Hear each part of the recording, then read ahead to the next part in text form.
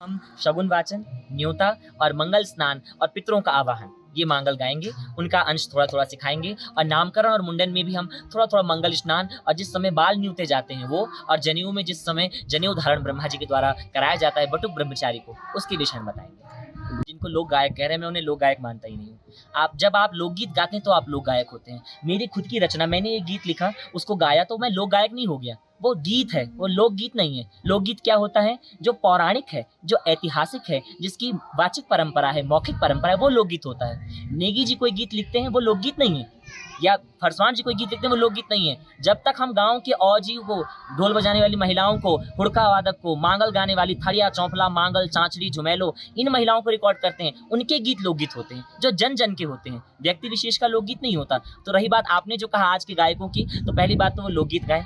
अगर वो अपनी रचना गाते हैं तो वो लोक गायक, मैं उन्हें नहीं मानता। और दूसरी सबसे बड़ी चीज़ आपने कही कि वो उदासीन है, तो मैं तो कहता हूँ मांगल क्या, वो तो चांचड़ी, झुमेलो सबके प्रति उदासीन है। उन्हें तो अपनी रचनाएं गानी है। देखिए ना, दूसरे अपने लिए सब जीते हैं, दूसरे के लिए कोई नहीं जीता। जब हम गाँव की महिला के लिए जीते हैं ना, आज हमारी दादी मर जाती है तो हम कहते हैं अरे ये गीत तो मेरी दादी गाया करती थी। पर हमारी कमी है कि दादी के रहते हमने सीखा नहीं उनसे।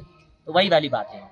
अगर आप देखें तो देहरादून या जो आपका मैदानी क्षेत्र है, वहाँ तो विकृति आ ही चुकी थी, मांगल लुप्त हो चुके थे। वो तो पद्मश्री डॉक्टर माधुरी बर्थवाल जी के कृपा से और उनके द्वारा सिखाने से आज गली गली मांगल गाए जा रहे हैं। भले ही वो थोड़े अंश में गाते हैं, पर गाते तो हैं।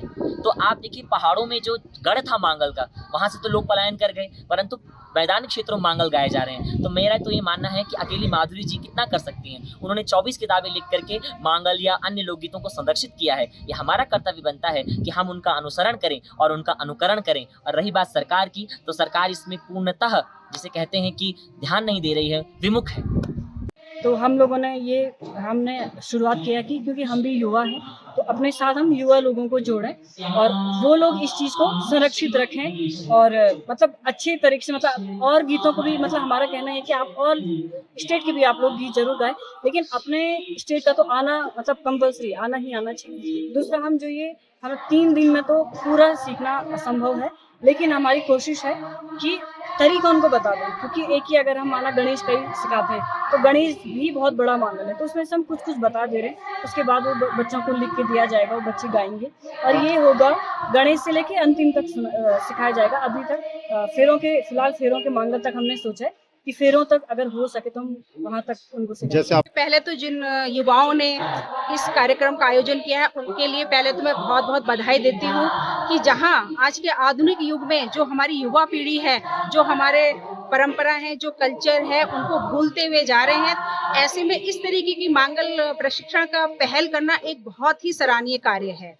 और जहाँ तक प्रशिक्षण की बात की, जो बहुत सारा उत्साह है, अभी आप देखेंगे कि हमारी कितनी ही माताएं बहनें इसमें बढ़ चढ़ करके हिस्सा ले रही हैं और प्रशिक्षण प्राप्त कर रही हैं। मैं आपका भी यहाँ पे स्वागत करती हूँ और धन्यवाद करती हूँ कि आप लोग भी यहाँ पे आए हैं। देखिए, जिस प्रकार से नशा के प्रति हमारे बच्चे जितने जागरूक हैं, उतने आज हमारे मांगल गीतों के प्रति नहीं हैं। हमारे यहाँ अभी बहुत सारी महिलाएं सतोई आई हैं, उनमें से एक छोटा सा बच्चा 15-16 साल का लड़का जो आया है, उसको देख के मुझे बहुत खुशी हुई है कि जो हमारी पीढ़ी को आगे बढ़ाने का काम करेगा। एक भी आया है, कल 2 आएंगे उसके पीछे, और मैं आशा करती हूँ कि कल जोशीमठ के अधिक से अधिक युवा इसमें प्रतिभा करेंगे और अपनी इस मांगल गीत को आगे बढ़ाने में अपनी भूमिका निभाएंगे। आप सभी का धन्यवाद।